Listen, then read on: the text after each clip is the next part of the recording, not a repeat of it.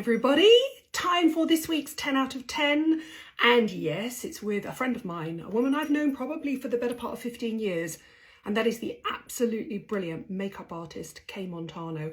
I urge you to follow her. She's just wonderful. She has a really unusual Instagram feed. So she's not like a traditional makeup artist. It's not full of sort of tutorials and things like that. Yes, she posts her work, and yes, her work is stunning on amazing actresses and musicians and famous women, but actually it's more of a sort of social commentary on the role of beauty in kind of the wider scope of the world. We have very interesting DM conversations. She's just so well worth following. Her feed is so thought-provoking. Hi! How are you? Hi, darling. I'm just kind of like rushing around as usual. Look at me. I'm not even done. You know what? I've never seen your hair down. It's so beautiful. Oh, thank you. Well, listen, I mean, I've got curly hair. So anyone with curly hair, it's always like a disaster. Like people say, oh, you've got such lovely curly hair, but they don't realize quite how much work it takes to, you know, anyway, boring. That's very true. But may I say, anybody that has fine and thinning hair will just have hair envy. This is absolutely true. And thank you so much for that lovely, lovely intro. What's Instagram for you? Because it is an online portfolio for so many makeup artists, but what does it also mean to you? Well, it means to me, it's complete artistic freedom in the sense that for me, I'm just thinking you've got X amount of words that you can use, and you can use any photograph you want, So I think to myself, I don't dislike the way I look and I don't dislike my work, but I can find, to be honest with you, I think there's a lot of more interesting things out there. For me personally, lots of, you know, very famous clientele, and I feel very comfortable with them and they trust me. And, but I'm not one of them. I am, it's interesting. Okay. We've both got what I call the advantage of being the slight outsider. And I'm completely comfortable with that. And actually, I've made it into a bit of a bonus in my career because I've never been on that sort of really inner group. And I quite like that because it gives. I think I've got a foot in both camps. Absolutely. And I like that. Yeah, absolutely. I mean, right. And by the way, just I know we can talk about this all day, but I would like to say that if I want to look, especially because of you're talking to grown-up women. You're talking to a lot of grown-up women, and I don't like women. I refuse to use terminology like women of a certain age or older women. Older than what? Or what age? You just haven't died yet. That's what I say. What you mean? I just haven't died yet. It's a very natural thing to go from 10 to 11 to 12. And you know, if you're still around in your 40s and 50s, you know, that's great. So it's just grown-up women. So you talk to a lot of grown-up women, and if I want to find out about skincare, let's face it, skincare gets more tricky as you get older. And if I want to look for hyaluronic acid or retinol, I'm not a skincare expert, but if I want to know about that, I go to your feed, because then I know that you're actually comparing and using the drugs right from the drugstore high street right up to the top end. And so that's what you really deliver really well. Oopsie. But thank you. That's exactly what I try and aim to do. And as I said, and then I want to pepper it with a little bit of glamour and a little bit of the sharing the insights that I get from experts, which is why, even though we could be doing this in real life again, because London has massively opened up, it's just quite nice just to have a drop-in conversation and say, oh, I remember all those times I ever interviewed you and you were full of the most amazing information. Let's share it with everybody else. So yeah, I think of my platform as being like a magazine or a newspaper now. So right, let's go for it, Kay Montano. Right, well, I hope I've got everything here in my little, you didn't, I'm so glad that you guys haven't seen underneath here, because if you saw underneath here, you'd be like, Jesus, this woman, she is afterwards like, take a picture and put it up and I'll share it, because you really don't want to know. Nobody ever needs to see what's going on under here, Kay. I've literally thrown things all over the table, and I'm kind of all over the place. So I'm hoping that I've got like 10 decent products here, but I will say that I find it really hard. It's rather like, what's your favorite movie, or what's your favorite child? I don't know, that it's tricky. So if you don't mind, I'm going to cheat slightly and say, you know, there's going to be one of them which is not a skincare product. I'm just going to say these are the ones I like. Because I don't believe that there's one skincare product which is the one, you know, I'd be lying, you know. Yes. I'm completely with you. And also, there is not a single person I've interviewed that manages to keep it to 10, so feel free. Good, okay. But the skincare I'm really, really loving at the moment. Have you seen this? I can't see in your lights. This is called Spectacle. Oh, I like that product. Spectacle. Sorry, I haven't turned my notifications off, so sorry if I get like loads of Tinder hits and stuff. No, not really. So this is Spectacle, and I got this from that, you know, the lovely Olivia Falcon, and it's her brand. And what I love about it is that it's full of all of the good stuff, all of the hyaluronic acid and all of the good stuff. And what I love about it, just as a makeup artist and as a user, is that it's got the right tackiness. That's the only way I can think to describe it before makeup. Because if it's too slidey, it can be wonderful and you know, beautiful for your skin, but you can't use it just before makeup, because if you're in a hurry, you'll end up getting into such a tizzy because your makeup won't sit, and then before you know it, you're trying to put powder on, and then the powder is becoming cloggy and thick because you put too much base. It's a disaster. I love your pussycat. Hello. I've got my dog here, so if you hear any snoring, it's not me, it's my dog here. So yes, so I love this product for that. And I love it too, and it is expensive, but I have to say, Yoki, get out of the way. I have to say that in its defense, it is pretty much a gold standard single step product. And when I included it in my Saturday Times speech, I said exactly that. It has peptides, it has hyaluronic acid, it has glycerin, it has vitamin C. I mean, if they just did a nighttime one with retinol, you essentially could just have 2 steps in your skincare. And I do like that. And I also like what Olivia's done, because I saw the original packaging when it came out a couple of years ago. They've worked very hard on making that packaging as recyclable, reusable, that's right. and created by recycling. Yeah, the only thing that's single-use plastic is the lid that's on the top that I've taken off here, because this is all made of bamboo or something like that. But like you say, this is important. The fact that it's got, you know, you could be using, I mean, we all love things like SkinCeuticals, and I absolutely love this one I've been using, which is Silimarin CF. Yes. I think it's fantastic. But the thing is, obviously that's pricey. And so is the other one, but that's got everything in it. And so it's very interesting that you choose the Silimarin one, because they do 3 SkinCeuticals. For me, my gold standard antioxidant every single day. They have a choice of 3, and that's for the people prone to breakouts. You don't get breakouts. Oh, really? I didn't know that. Well, maybe. Well, you know what? I'm not an expert, am I? Because all I know is that when I put it on, my skin gets. I'm sorry about all these notifications. We can't see them, darling. Lovely. Okay, good. Anyway, yeah, because it's a combination of vitamin C and ferulic, and then Silimarin is a sort of anti-inflammatory for slightly breakout-prone skin. Okay, so don't worry about it. Well, then I shouldn't be using that one then. No, don't listen. It's not going to do any harm to your skin if you don't have breakouts. Yeah, and I absolutely love CE ferulic. I love all of their antioxidants. I think they're amazing. So good. Anyway, another one I love is Wild Botanics. I love this. It's a night oil. Wild Botanics is a wonderful natural brand for those who have very, very sensitive skin, or perhaps if you want to add a tiny bit of oil to your moisturizer, because I'm very into the idea that it's like a recipe. You know, sometimes you feel like a little bit more sugar in something, or something to be more salty, or something to have a little bit more, you know, tomato. I don't know. It's kind of like that. So for me, your skincare changes through the year because of the, you know, the temperature and the weather and humidity and the lack of it and the central heating. So in the winter, I start to use products with a dash of oil. So that's one of the oils I use. And then, of course, Face Gym, which I love. Also because I really love Face Gym, because you had the whole. Sorry, yeah, you can't just go Face Gym like that. I need to know what the product is. Oh, sorry, Face Gym. The Face Gym Youth Refiner. I use it on top of this thing here, which is what is this?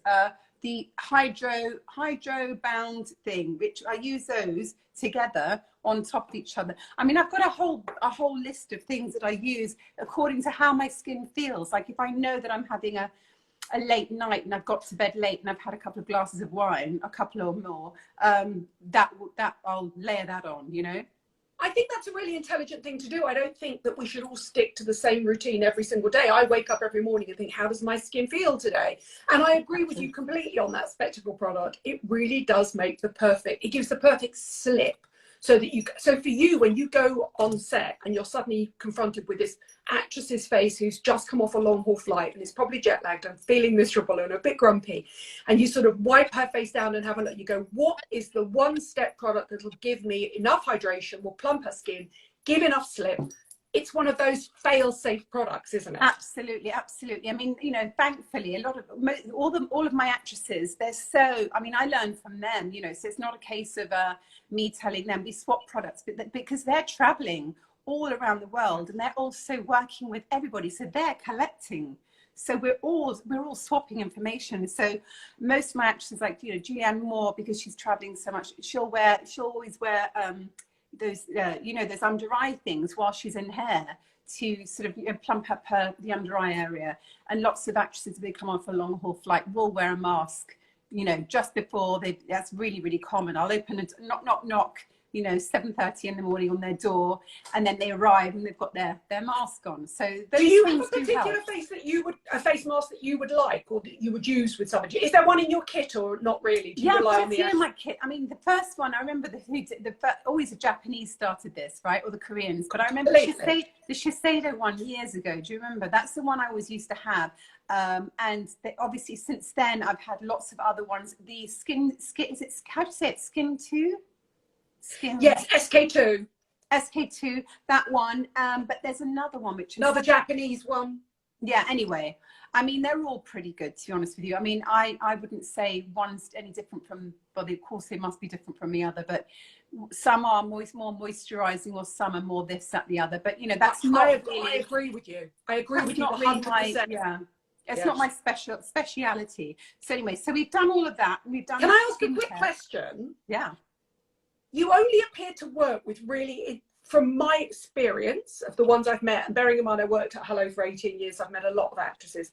You only appear to work with the most charming, intelligent women. Yay! Is that a decision? Is that a conscious decision? Do you know what? I think it's exactly like, well, I would like to think that you attract like-minded people. And to me, I mean, without wanting to go too off-piste makeup, I mean, the reality is in life is that I figured out in my 30s, probably a bit too late, that, you know, when you don't like people very much, you don't really align with them, they don't align with you either. So what's the point of pretending? I'm not saying you should be like offish with anybody, but why not spend the rest of your life with people who really, really align with you and actually are going to make you expand?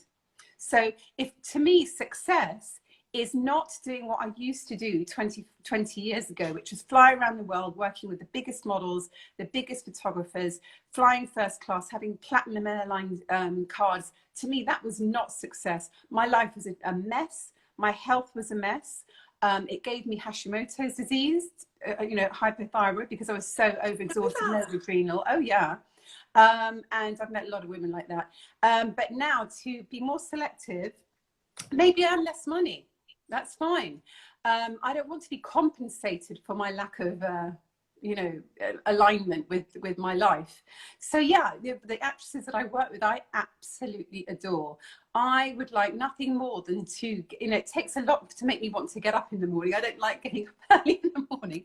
So if I have to wake up early in the morning and go off and see Jennifer Connelly, if I have to wake up early in the morning and see Rachel Weisz, you know, Kirsten Dunst or Julianne Moore, you know, I am so happy. I can't wait to see them. Do you know, it's really interesting, because for anybody who's watching this and who's never seen a makeup artist at work, and bearing in mind occasionally they have to get interrupted by incredibly annoying journalists coming in and asking them questions, it's an incredibly intimate relationship. And it actually, hello, Alex Babsky. I need to get you on here again. Adore you. Another incredibly talented makeup artist you should all follow. And also artist. Oh yeah, he's amazing.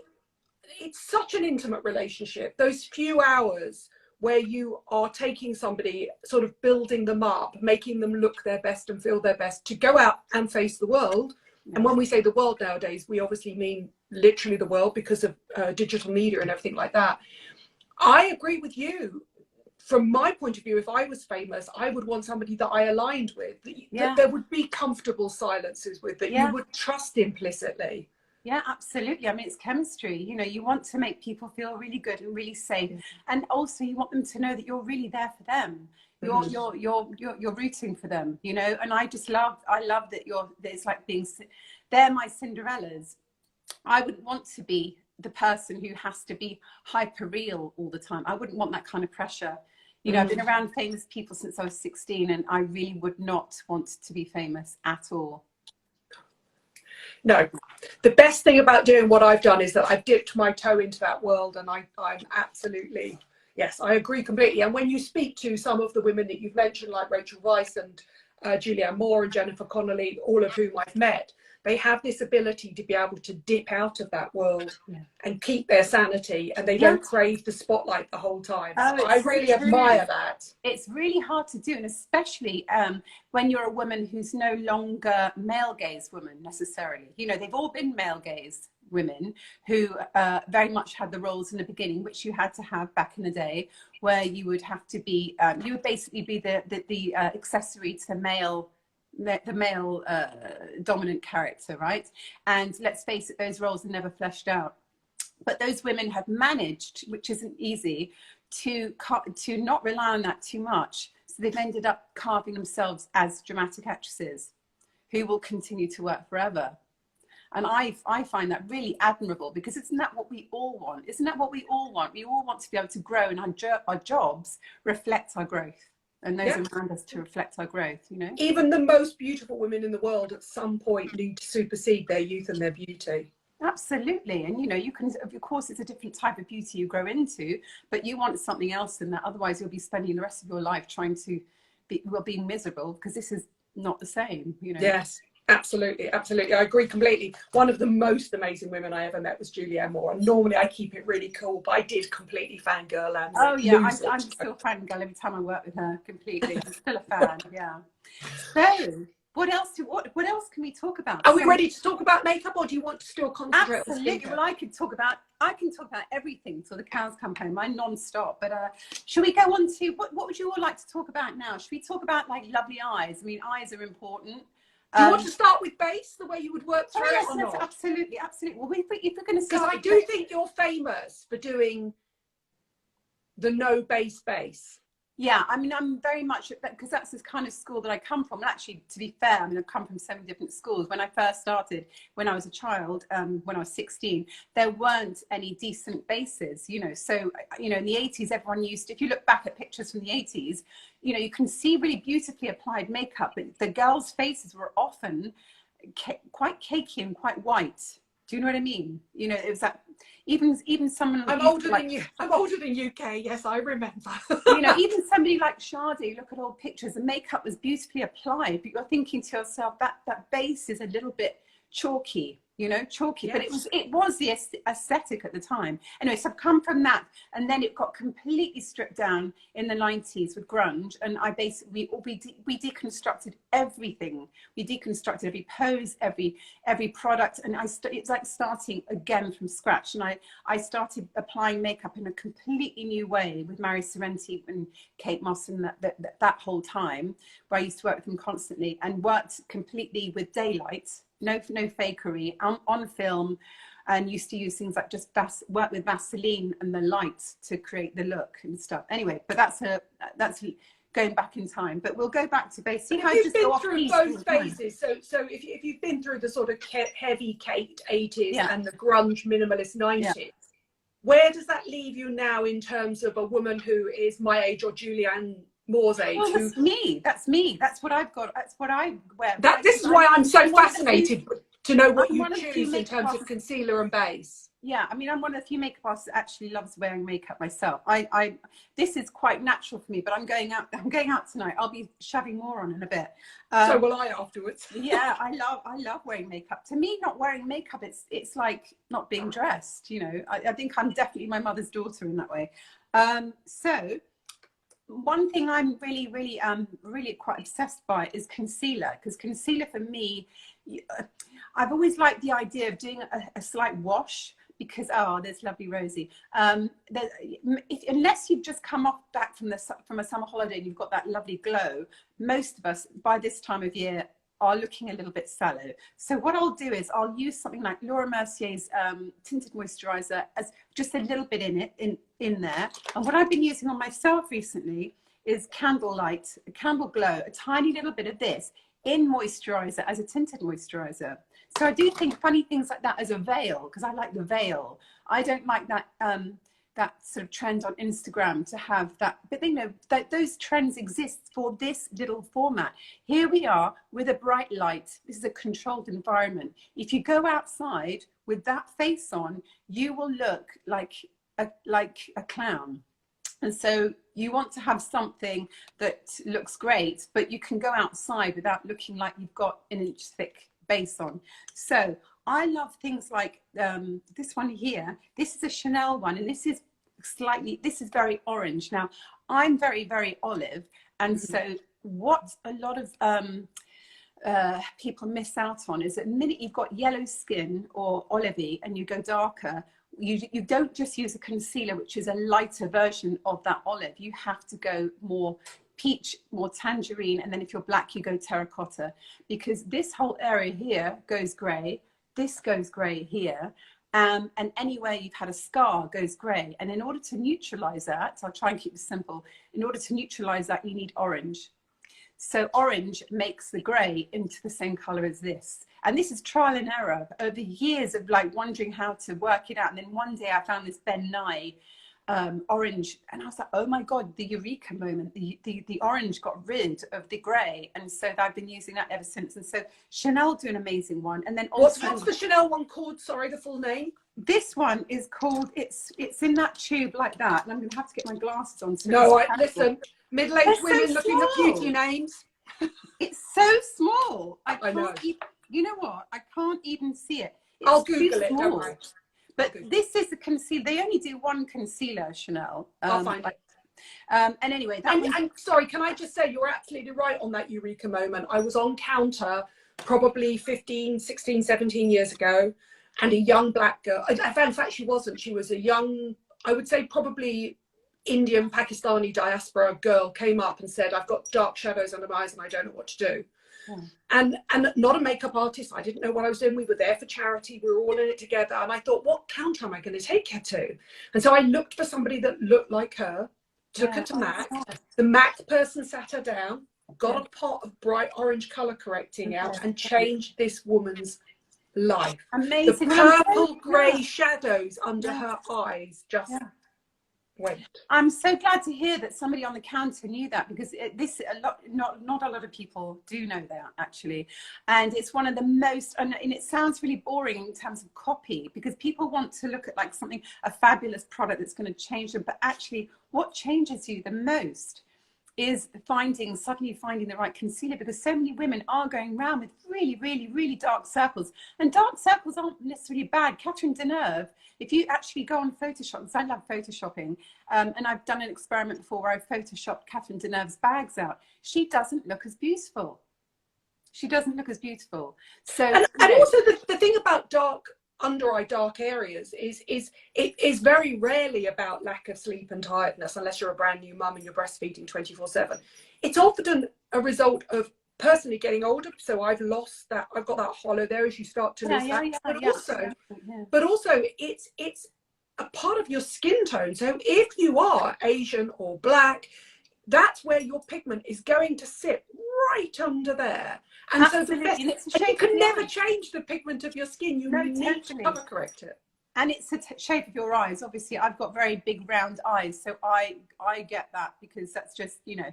But it doesn't bother me too much. But I don't like having dark circles, particularly if I do look tired. I do want to brighten them up. And this one's by Benefit. Bare Minerals. And I don't normally, to be honest with you, I don't love Bare Minerals. The powder foundation, I really don't like that. It's too all heavy. Makeup artists hate it. It's too chalky. It's too chalky, and it makes you look older than you are. If you put powder foundation on here, you see wrinkles that you've never seen before. Sorry, everyone, but I'm just going to tell the truth here. But anyway, they've got to keep making this, because this is a lovely, lovely orange, which I use. And I put it there where I go grey, and in here I go really sort of weird and bluey grey, and down here I go grey, and I love this. Well, that's a really interesting as well, because the other thing that Instagrammers do that's completely wrong is they draw these massive triangles of concealer under their eyes. And I just say to people, because it will sit in your lines when you get to a certain age, you literally just put it where you see the dark shadow. So for me, it's there. Then I stop because I've got a pad of fat that sticks out, and then I start again here. Well, and I learned that from brilliant people like Kay Montano and Mary Greenwell, obviously. Yeah, I do a half moon, because I mean, obviously you can see here, because I've got a ring light, so you can really see, like I have got like these bits here, but I do it in a half moon here. But you know, it's so many people are learning from this here, Instagram, and so it looks great when you get a big body one of those face blender things, and you whack it on under here, and you whack it on faces here, out, don't they? really coating it. Oh, it looks fabulous, but in real life that is not happening. There's a girl who puts a lot of them put this brown stuff all around their lips to try and give the illusion that their lips are bigger. Okay, so we're not naming names. I'm not naming names here, but Kay is a few years younger than me, but we've both been in the industry for a certain amount of time because she started so young. And now we work in this environment where we start mixing with really, really, really big influencers who you don't see in real life apart from when you're at an occasional event. And sometimes I have to say, I do walk around going, can't believe it, yeah. And I always joke, I've got a leather jacket that I love, that I can't get clean, that has a permanent imprint of an influencer's face on it. It's like the Turin Shroud, because I hugged this person and they put their face there like that, and I cannot get this mark off. But you know, this is a modern world. You know, so much of people's lives is being lived on here. So you could say, well, you know, this is their life. If you are that kind of influencer, this is where you spend most of your life. So this is where you're going to look for most of your life. And also, I have to say, also, if you do enough of it and you get enough affirmation and enough followers from doing it, you end up with a sort of really mild body dysmorphia stroke image thing happening. Absolutely. But then that's why I follow Kay, because they're the conversations Kay and I have in DM. It's true. So, okay, so there's that, and then there's also the old going into concealers. There's also the wonderful Secret Camouflage Laura Mercier, because that's always a good old favorite, and that has 2 in there, and this is a kind of a very used one here, but the Secret Camouflage, that's always great for all those bits here, because what's great about that product is it goes into really dark skin tones. So I saw somebody ask earlier about concealer for olive skin, I think, or was it blusher? But that's a great blush for olive skin. And now somebody's asking about micellar water. Can I just say about Secret Camouflage? Yeah, I know it's amazing. I've seen you guys use it. I've never been able to master it, and I think you need to be quite patient with the blending. Well, you know what? I'll be honest with you. I will add that it's better for skin tones that are younger. That particular one, you can kind of get away with it, but it's dense. Yeah. So, you know, it's something you might be able to use on certain areas. Say like you've got a blemish. It's really great, especially when you get a lot of girls who are black or Pakistani, well, darker skin. If they've had any spots and that they've just happened to squeeze or whatever, there'll be a brown mark for a very, very long time. If you've been unfortunate enough to have had acne when you were sort of 16, you've still got those scars. And so Laura Mercier's Secret Camouflage does come in the kind of skin tones, but you can use a brush and literally just get it off. Rather than that whole thing of covering up a whole area, you don't need to do that. You don't need to have a whole face of really thick product. You just get used to the idea, which is a makeup artist thing, to just paint it on the bits that need it and leave the skin that's perfect.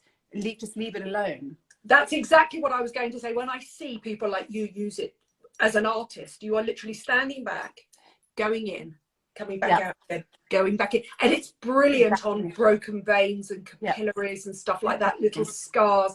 When you see a true artist like you use it the way almost like a pointillist painter would do. It's incredible.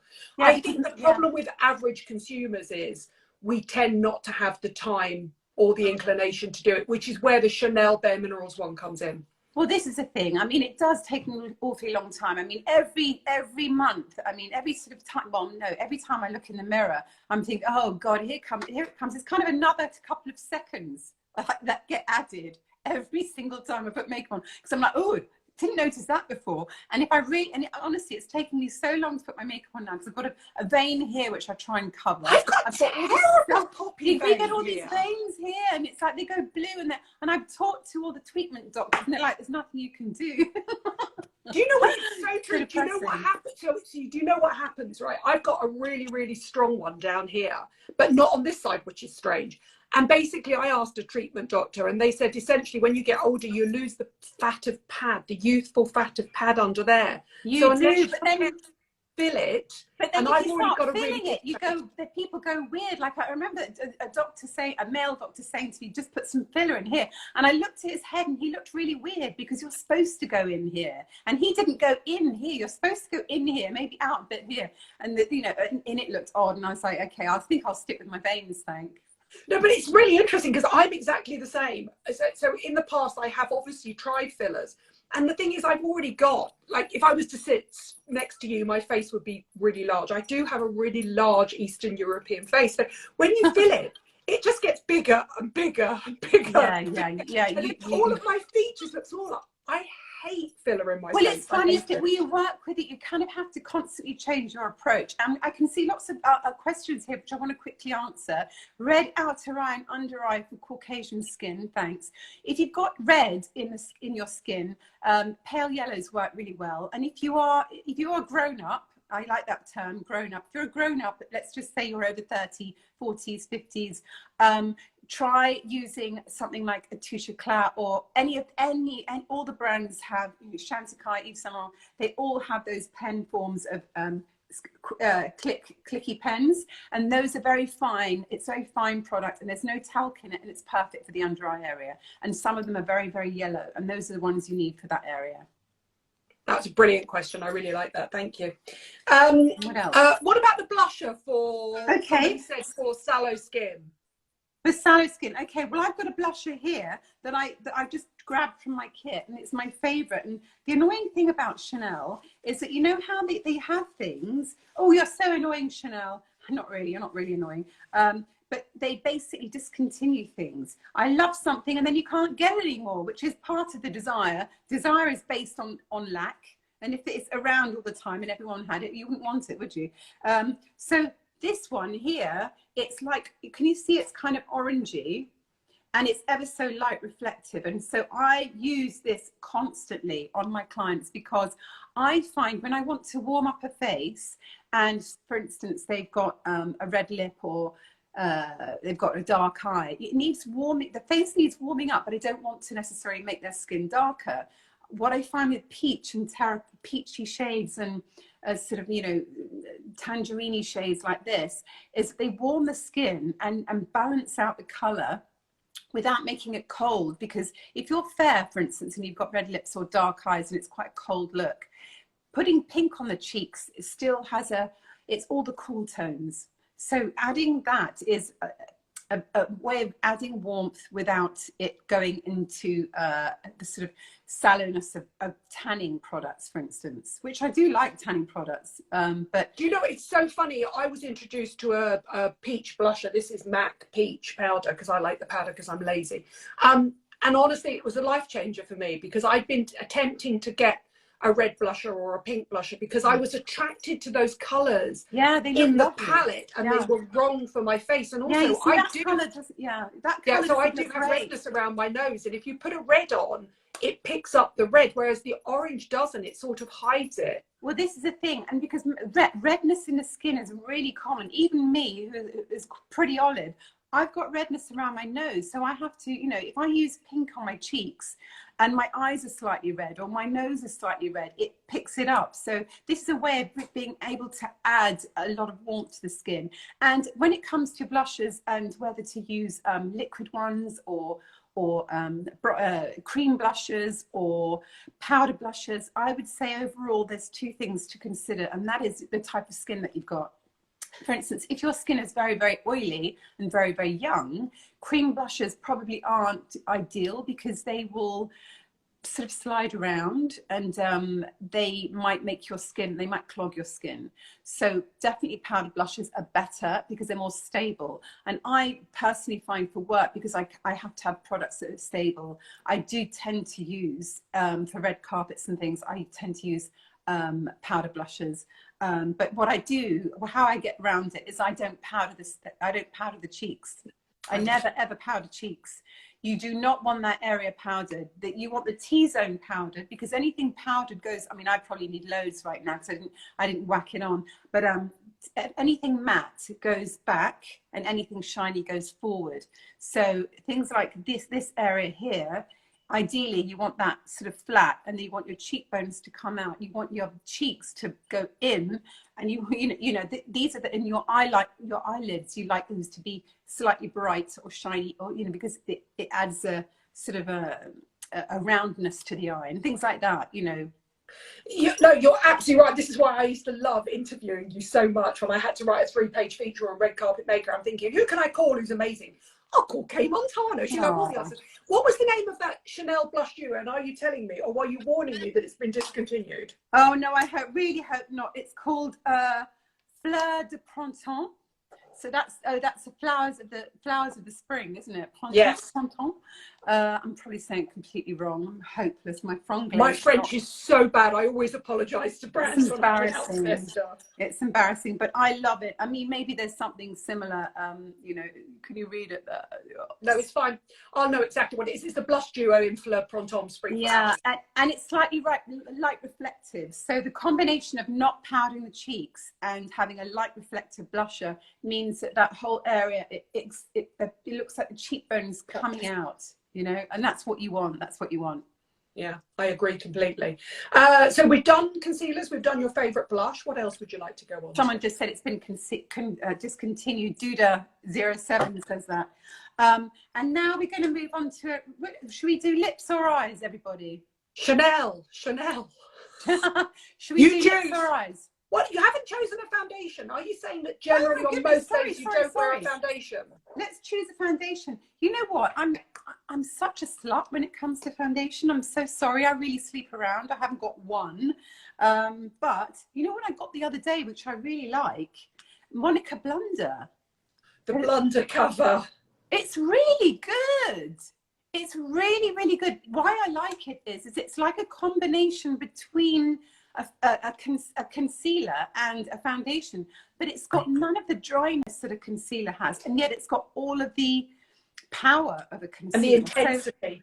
Do you know what's interesting about it? I said I did it in my video on Sunday. I talked about it, and I have to say, when she gets enough funding to create enough shades, because the shade selection is the only problem I've got with it, and I didn't like lots of shades. She sent me loads of shades. It went really dark and really light. It's got 12. Okay. I think she's self-funding, and she will do more shades, and it's a broad depth of shades, but the inner ones, the brush she sent me would be brilliant for you because you're a makeup artist, but I wanted a larger, quick brush. Yeah. For me, it's the closest or the modern equivalent of what those Bobbi Brown sticks were back in the day. Absolutely, which I've got, which I still use now to this day. They're still, and they never really leave my kit. They've been there since they came out. They haven't changed. And what I loved about Bobbi Brown is that I will always sing her praises, and I say this every time. She was the first mass brand to to basically create olive toned foundations. Before Bobbi Brown, you could not get it unless you went to a pro shop. There was no such thing as base in my skin, except for Shu Uemura did one called Nabara, which Millie Kendall and I always talk about, in a grey flat thing, but that was the only one, and otherwise everything was orange and pink. And I agree with you, Adita. The blunder cover, which is amazing, a little goes a long way, and that's why I said in my video, that's why makeup artists are going to love it, because it gives them the control to put it heavier where they need it, and then to blend it out. This is it. I use it with my fingers on myself, just around my nose, because my areas I need makeup here, here, and here. I don't need makeup here or here. You know, I think most women are the same. I genuinely think most women are the same. Unless you've got problematic skin out here or pigmentation, most some women people need... have acne from when they were younger here, scars here. Yeah, I agree. And I agree. I really like, out of all the new launches recently out of Jones Road and stuff like that, I thought Blunder Cover was very interesting. Yeah, because I hope it goes from strength to strength. Jones Road as well. I do like this pencil. I do like that Me pencil. too. Because it's quite good for just going, oh, you know, if you're in a hurry, just, you know, doing that. And it's that, isn't it made by Bobbi Brown, Jones Road? And do you know what? The first time I saw somebody use that, I was out for lunch with Ruby Hammer, and she just wanted to touch up her face afterwards. She got out 2 of those shades, did exactly what you would do, which is just what you needed. It blended out and left. And I thought, it's fantastic. Good.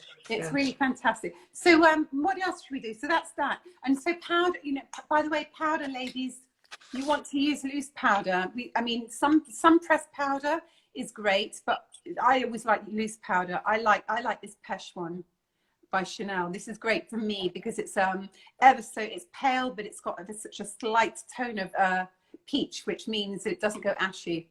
And I just use that on my T-zone. I actually need some more before I go out, and that's great. So I'm just very aware of time now. Oh, don't worry about that. Okay, so can I tell you about one of my, because I'm mixing the personal with the professional here, because there are things that are perfect for red carpet and there are things that I use in real life because it's cumulative, right? And I swear by Rapid Lash from Boots. 100%. Swear by it. I have not, honestly, I'm actually addicted. If I actually I've been using this for at least 10 years, I think, since it first came out. And if I go to bed, I've got a bad memory, but if I go to bed ever without putting it on, I almost panic. Like I'm going to wake up in the morning and I'm not going to have long eyelashes. But it has made my lashes, you can't see my lashes, but it's made my lashes about 2-3 millimeters longer than they really, really are. Yeah. And also for all of us who've overplucked, who've got wonky eyebrows, I've overplucked in my life and I've got a wonky bit here. I use it here every night just to try and make that go up a bit. And then where my eyebrows have stopped growing, I put it on. I put it on twice a day. They have a product called Rapid Brow. But it's the same thing. It's the same thing. It's a prostaglandin control with the brush. And with me, without a doubt, Rapid Lash is the most reasonably priced of all of the brow enhancers. Now, a quick question. Have you ever had to trim your eyelashes? Because they get so long. No, it's never got that bad. Well, see, maybe the difference between you and I is I've just got a hoodier, heavier eye, so it reaches there more quickly. You know what? I have had times where I've gone a bit like, whoa, is that a little bit too much? But I've just kind of gone, oh no, it's fine. And I'll just, you know, It's absolutely 100% works. It's fantastic. And I've got so many disciples of Rapid Lash that have literally thanked me for it. And it's changed people's lives. It's absolutely fantastic. And then I'm tagging Rapid Lash below. I think you found your new ambassador, Rapid Lash. I mean, honestly, I should seriously be giving it free for life because I've given them so much. Honestly, I've got so many devotees because of it. So I'm going to go for mascara now, ladies, and I'm going to go for credit card and I'm going to go for budget. So credit card is Hourglass, if you want to really have really, really thick, proper, gorgeous lashes, but not cloggy. Hourglass mascara, I absolutely love it. It's expensive, this one. What's it called, this particular Sorry, I'm going to ask you what it's called. Yeah, it's called, one second, I Love You Mascara. This is called like as in I Love You Mascara. That's amazing. But the one I use every day, and I use this on my women. I love cheap mascara. This is it Rimmel? It's Lash Accelerator, it's called. Endless mascara, and it's by, is it Rimmel? Yes, Rimmel. And I like this one because it's got a really good brush. I'm not into really, really large brushes, because I don't want 6 thick stalks. I want lots of thick lashes that are long and taper out at the ends. I don't want stumps, you know? Like, I hate that look. So I always think the difference between a makeup artist and a real person is makeup artists generally, as a rule, use a much smaller brush for whatever area of your face than the average person, because they want precision. Yeah, we want precision. So we get thick, like we want thick lashes, we'll just use this lots and lots of times, as opposed to that marketing thing. So much makeup, you have to remember, I'll be honest with you ladies, a lot of makeup is designed by people in lab coats to skirt around a problem, but they're not actually, it's not based on experience. So, you know, it's rather like those silly margarines you get advertised to you that lower your, you know, your cholesterol and nonsense like that. Just use olive oil. Don't invent things which is silly, you know. Anyway, that's another thing. But I completely agree, and that's what I was going to say about the Monica Blunder one as well. So she's got a brush that goes with her foundation, and I joked, I said, Monica, that's an eyeshadow brush. To me, it's an eyeshadow brush. To a professional makeup artist, it's a face blending brush. Well, here we go. Here we go. This is one step further. Pixie. I love, for my professional clients, I use under eye mascara. So this one is even thinner. So for the, because I don't like getting, because it's really hard to get under eyes thick and built up without them all sticking together, especially with a big wand. So if I'm really going for it with a client, I will use this thin little, lots of brands do it, but I like. Is it a specific under eye mascara? Yes, it's an under eye mascara. And this is by Pixie, and look at that brush, it's tiny. It's tiny. So you can see my fingers, you can see how tiny it is. Yeah. So that's wonderful. So, and when you're putting your mascara on, ladies, this is a tip for you all. You look down into the mirror like that and put it on, because that way you don't get any mascara here. And then when that's dry, if you want to do the under eyelashes, you look up because it raises the lashes. So you put your mascara on like that and you look into the mirror that way. And just wait a little while for them to dry in between, but you're absolutely right. Yeah, exactly. But that's the best way, rather than doing that whole thing like that, then you're going to get it all over here. Yeah. And so that's mascara. And I don't like long wear eye pencils. I don't like them.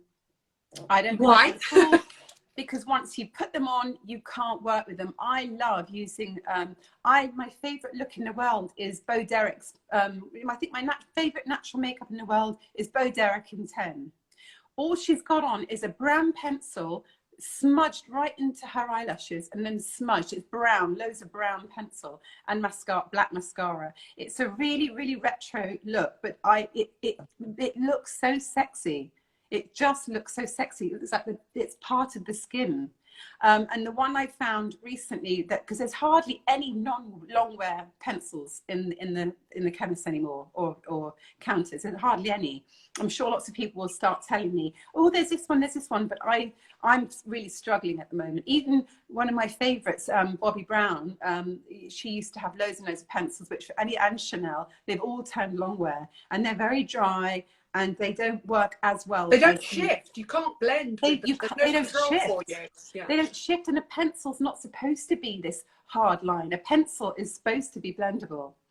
Anyway, so I got one from Pixie, and I bought this one the other day, and it's a lovely, lovely chocolate brown. Chocolate brown pencil is probably would have to be, if I had 5 products, I would have to have a chocolate brown pencil. For myself, I still love Mac Teddy.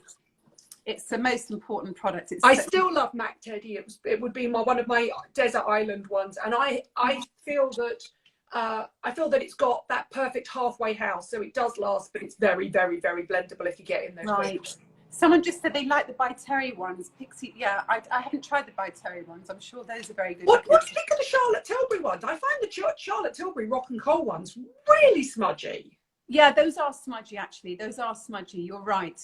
So, but I think most people don't like them for that reason. Right.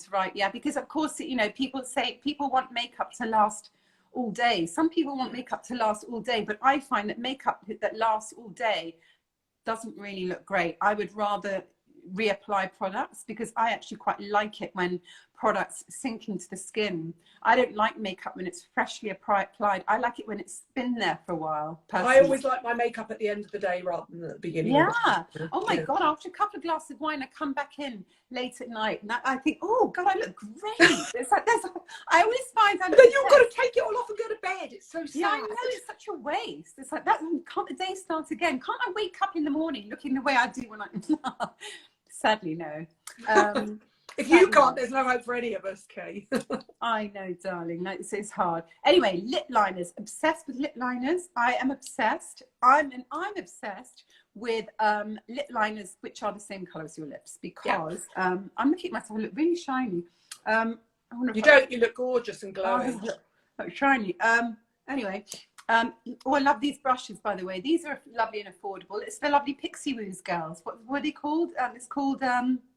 you know, they've got that brush line. Come on, girl. Real Techniques. Everyone, help me out here. Real Techniques. Yes, Real Techniques. I love their brushes. And I really like non-animal brushes because they're washable and they dry really quickly. Much prefer them. Anyway, so my favorite lip liner, if it's for credit card, is Kevyn Aucoin. Yeah. This one for me is exactly the same color as my lips, and I love it. And I've got it on tonight, and it's like perfect for really getting your lovely lip line the right shape. I really love it. Do you know what colour that is, or am I? So this colour, that would be so small. The type. Yeah, no, I know. I do know what the colour is. The colour is called. It's called. Oh dear, what is it called? Divine. Okay. Divine. So this is Divine. Kevyn Aucoin, and I bought one for myself and bought one for my clients, and I used it on Jennifer Connelly the other day. It's perfect on her, and then it's great because it's got a little lip brush at the end, so you can, if you want to just use a lip liner, which is what I usually use, just a lip liner, you can kind of work that in. And then, ladies and gentlemen, something that I have been using, actually, yeah, it is ladies and gentlemen and everyone in between, something I've been using since I was like, you'll love this, Nadine, Lip Coat. I don't go anywhere without Lip Coat. Cheap as chips. This keeps your lip liner. So basically, I'm really quite obsessed with my lip liner. I like my lip liner on. It's a bit old fashioned. I don't care. I like my lip liner. I like my lips looking as pouty as possible. But I also want them to be pouty after dinner. And so I use Lip Coat, and I come home and I've had my salad and I've wiped my lips and I've still got my lip line. Does it still feel the way it used to be when we were growing up, which is a little bit cooling and tingling to begin with? Oh, it's a bit cooling and tingling, and it's slightly fizzy, but I don't care. It's absolutely fabulous. Did you just say slightly fizzy? It's kind of fizzy. It kind of stings a little bit. It does. But I don't mind. Well, that really surprised me. I love it. And it's about £3 or something. Yeah. Honestly, I panic if I can't find my lip coat. Does it dry your lips out? No, because I only use it on the edges. Oh, okay. So I use it for my lip line because I don't really wear lipstick in the middle anymore. Yes. It just doesn't work. I found as I get older that lipstick there, it makes me look older. I can't. It's so interesting because I've just gone. I'm the same as you. I think as you get older, your mouth and your eyes lose definition. So you want the definition, but you don't want that full-on big matte kind of lipstick. No. I think it's really aging. I tend to just use tinted balms. I opt out because I'm lazy. Me too. I sometimes use a little bit of Burt's Bees in the inside, a bit of sort of like raspberry or something. But yeah, I like my lips looking just quite natural. I think if I had to, I mean, I do love using a red lip at work sometimes, but most of the time I err towards a natural lip and a strong eye. Yeah. I do think for me, it's the most flattering universal makeup for most people, especially when you get to a certain age, definitely. Yeah. Did we go through all of them? Have you finished on a high note with Lip Coat? Well, we could talk about sort of like, I do love like duos. I do love duos. I'm sorry, not duos. What do you call them when there's four of them? I can't. Quads. Quads. Thank you, Nadine. Oh, that's interesting. Because you've got 5 minutes, I'd like your take on palettes, because palettes are super popular on Instagram. Yeah. I find that you only ever use at most 3 or 4 shades. You know what, you're so right. It's always been the way. I mean, my favourites were Mary Quant duos when I was very little. I used to be obsessed with my Mary Quant duos because they were great because back in the 80s, it was all about having half moon. So you'd have a darker color and you'd have a shiny color, a lighter shiny color. So I'd put purple here, trying to make myself look like sort of disco Jerry Hall, like purple here. And then there'd be like an iridescent pink, pale pink that I'd put there and pat that in really thick. And so that's how it was then. Whereas of course now, you know, you've got quads like this lovely, I like this one by Tom Ford, crazy expensive. They sent it to me. But I do love those colors. You see, I tend to not use browns and taupes anymore. I do use, like, sometimes I'll use colors like, I'll use this one, like, you know, a little bit of gray sometimes, but I wouldn't make a whole eye gray like that because it tends to be quite dead looking. So I'll mix the gray with aubergines, you know, and contour. They're Chanel, aren't they, those other ones? Yeah, and then contour, I would contour with colors like this, you know, like these two in here to give you definition, because as you get older, annoyingly, your eyes get more full of water. So not water, but they get fatty. So, you know, we all get this sort of, I've got this fatty little thing that's happening here that used to go in, and my whole eyes here seem to lose their definition in the morning. And so I like my eyes to be quite deep and round like Catherine Deneuve. So always back to Catherine Deneuve. Always back to Catherine Deneuve. Always back to Catherine Deneuve. No, I agree. For me, I don't this. really wear a lot of eyeshadow, but I always just put a darker shade just in there to give me a sort of, to knock back my hooded eyes. And actually, absolutely. I either use, I really like an aubergine colour or a bronzer colour where you don't notice it, it just gives you a shadow. That's what I want. Yeah, and there's a makeup artist called Hung Bango, which I know you know. Yes. And Hung is just like the king of coral eyeshadow. He is basically, he uses, it's his thing. Whenever I think of Hung's makeup, he uses a lot of coral on the eyes, coral on Julianne Moore and lots of his other clients. And he's phenomenal at doing these really heavy, beautiful, chocolatey coral eyes. And it really brings out the color of the eyes, and people are frightened of it, but you know, this is a wonderful way of creating a smoky eye, and I just love a smoky eye. Me too. I'm sorry, somebody's going to ask you what that Tom Ford quad is. That oh yeah, of course. It's the Tom Ford one is called Sous les Sables. Sous les Sables. I can say that one. Sous les Sables. It's 31. Yeah, Sous les Sables. I'll find it. There you go, everybody. Isn't Kay Montano absolutely the best person in the world to interview? You really, I mean, so. The way you can drop products in and application hints and tips, and that simple thing of saying matte goes back, shiny comes forward, brings everything to life. It makes complete sense. And when people always used to say to me, oh, you know, why do you use a powder? And I say, because you've got young, beautiful skin. But when you get older and you want something that's imperfect to be pushed back, you will mattify it. You really will.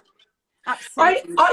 There are very few people that I would literally go out and buy every single product you recommend. Oh, well, I tried to make it as honest as possible, as in I wanted to mix the person with the professional. You know, there's things that a woman would wear every day, and there's things that I've learned to do because I've had to make up somebody, and then I've seen it in really bad photography. You know, I've seen it in flash, and so there's this kind of process of learning, which is like baptism by fire. You know something works by going, oh, that does that. Okay, right. Now you've learned because you've been on the front line. You've been amazing. Yeah. Have you still kept in touch with Tandy Way? Oh yes, of course. Yeah, I mean she's doing well. She's doing great. Doing amazingly. Yeah, from strength to strength. Yeah. Oh, I'm so glad that you're still friends. I thought maybe she was living in America and you hadn't seen her. No, she lives here. She lives here. Does she live here? Yeah. She has a daughter called Ripley, who was named after the Ellen Ripley in the Alien movies, and we had a bonding moment over it when I interviewed her once, and I've adored her ever since, because my postgraduate diploma was in the roles of women and the subjugation of women in the Alien trilogy. Oh God! She asked Really? me to. We have to talk. You know, we have to do that over a glass of wine because we both love Harrison Ford as well. Because Nadine and I are obsessed with Harrison Ford. We're obsessed with Blade Runner, and that whole time. So that's you and I, Nadine. We're going to do that over a nice glass of champagne. I remember Tandy saying to me, "Will you send me your postgraduate diploma thesis?" And I was like, "Oh God, no, it's not up for critical appreciation. Yeah. It's just my Sounds postgraduate diploma in film studies." Yeah, everyone's asking, are you going to save this, Nadine, to something? Of course I'm going to save it. Okay, she's going to save it, everybody. Why would I not save somebody who's this jam-packed full of information, this articulate, this intelligent, this beautiful, both inside and out? Go and follow her. And I will now list every single product. So I'm still going to be here at half six typing them all in. That's what I do. I have to take notes as you go along. So. Well, I'm so glad we managed to make it, Nadine, finally. We've been meaning to do this for ages. And I think you're off on holiday next week, aren't you? I am. I'm going to be in Amsterdam. Oh, enjoy. But let's do this again sometime. Should we do it in real life as well? Yeah, absolutely. Okay. All right. Thank you so much. I adore you.